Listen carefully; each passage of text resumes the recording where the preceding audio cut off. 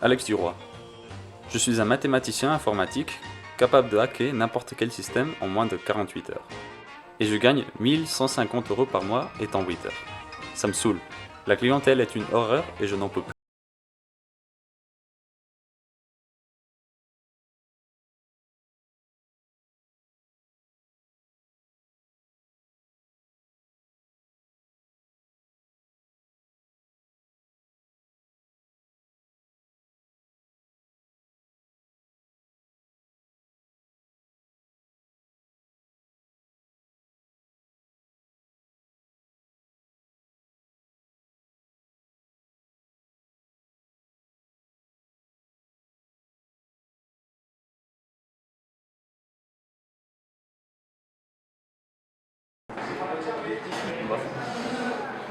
Ah voilà. Bon. Vous êtes au courant? Ouais. T'avais un problème? Vous connaissez les impôts?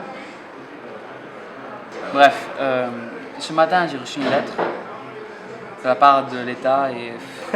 Tu dois de l'argent, c'est ça? Avec combien? Près de 500 000 €. J'ai soif. Il est pas sérieux, j'espère. Si c'est le cas, il est vraiment foutu. Et attends, tu t'es coupé les cheveux. Ouais. T'aimes?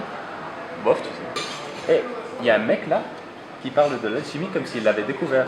L'alchimie? C'est pas possible, il déconne. Non, je te jure. C'est dommage que ce soit pas Mike qui l'ait découvert. Ouais, c'est ça. Mike, Viens. en fait, c'est dommage que c'est pas toi qui as découvert l'alchimie. Quoi? L'alchimie, en fait, c'est un mythe qui consiste à transformer des métaux ordinaires, comme le fer par exemple, en or. Mais arrête, c'est qu'un mythe. Qu'est-ce que tu racontes, toi? Il y a un mec là qui parle de l'alchimie comme s'il l'avait découvert. Et c'est pas possible, il est clairement fou. Et s'il a vraiment découvert? Attends, sérieux? Tu crois vraiment que quelqu'un qui a découvert l'alchimie va en parler à n'importe qui? Ben, vérifions. Donnez-moi un nom et un prénom et j'ai ses informations personnelles. D'accord, je vais parler avec lui. Fais gaffe, il parle que l'anglais. Pas de problème. J'ai dû apprendre lorsque je suis allé visiter la reine d'Angleterre. Quoi? Ouais. Attends, regarde. Bon, j'y vais. Attends. Prends son nom. Il a l'air fou? Il a l'air très sérieux. Ça y est, j'ai trouvé. Alors? William Brown est un chercheur à MIT, spécialiste en chimie pratique, résidant ici en France pendant 2 années de recherche. Ouais. Ça tient? On pourrait emprunter son idée? Arrête, t'es malade, on va pas emprunter son idée, c'est pas éthique. Attends, c'est immoral, on n'est pas des criminels. Allez, Alex, est-ce que tu veux servir de la bouffe à des gens qui ne te laissent jamais du pourboire? Robert, est-ce que tu veux vraiment garder les parkings lorsque tu serais en train de profiter de tes meilleures années? Bon, c'est vrai qu'il a raison. Ouais. Allez, go! Oh! Qu'est-ce que tu fais toi? Eh, si tu sortes, on va savoir que tu manigances quelque chose. Ouais, t'as raison. Attends, moi je suis au bar tous les jours. Hein. Bon, d'accord. Tiens, mais ça marche même pas. Alors... Attends, prends des photos. Ah, ok. Ah, mais au fait, ça marche comment ce truc? Ben, les jumelles sont comme des télescopes, les deux utilisant des lentilles convergentes ou convexes pour agrandir une image. Ces lentilles convexes, dues à des phénomènes de réfraction, rassemblent la lumière en un point. En utilisant deux lentilles au même temps, on peut agrandir une image, mais dépendant de leur position, l'image créée peut être projetée ou virtuelle. L'image virtuelle est celle qui nous intéresse ici, car on regarde à travers les lentilles pour voir l'image agrandie. Mais pour voir une image de loin, la séparation des lentilles doit aussi être grande, et donc les jumelles ont une forme plus compacte qu'un télescope en gardant la fonctionnalité.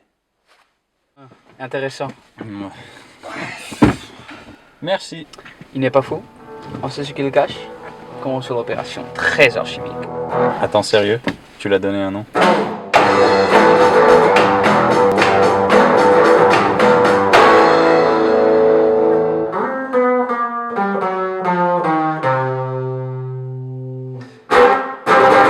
Bon, vous me faites un petit bilan? Ouais. J'ai fait un modèle en 3 dimensions à partir des photos qu'a fait Robert. Nous, on commence là. Faudra faire gaffe puisqu'il a un chien. Mais j'ai trouvé un somnifère qu'on pourra mettre dans un morceau de viande. Le somnifère est composé de molécules appelées benzodiazépines. Dans les récepteurs des neurones, il y a différents canaux ioniques qui accueillent chacun différents types de neurotransmetteurs. Pour envoyer un signal, le niveau électrique doit être supérieur à une limite. Lorsque la synapse est chargée positivement, avec une majorité d'ions sodium, cette limite est atteinte et permet le passage électrique. Le GABA, neurotransmetteur naturel, se fixe sur les canaux ioniques permettant le passage d'ions Cl- qui chargent négativement la synapse. Les benzodiazépines vont donc jouer le rôle des GABA, laissant passer les ions Cl- et difficultant le passage électrique, provoquant donc le sommeil. Pour lancer la viande, on utilisera un pistolet à air comprimé. Le chien est à 10 mètres de nous, et il y a une caméra au milieu à 3 mètres d'auteur. Si on se trouve à l'origine, on peut résoudre un système pour trouver les coefficients directeurs de la parabole. Puis, on détermine l'angle et la vitesse initiale de projection en remplaçant les coefficients dans l'équation horaire d'un objet en chute libre. On trouve ainsi une vitesse initiale de 9,9 mètres par seconde. Et grâce à un étalonnage que j'ai fait de la pression du fusil en fonction de la vitesse du projectile, cela équivaut à 2,06 bars dans le pistolet.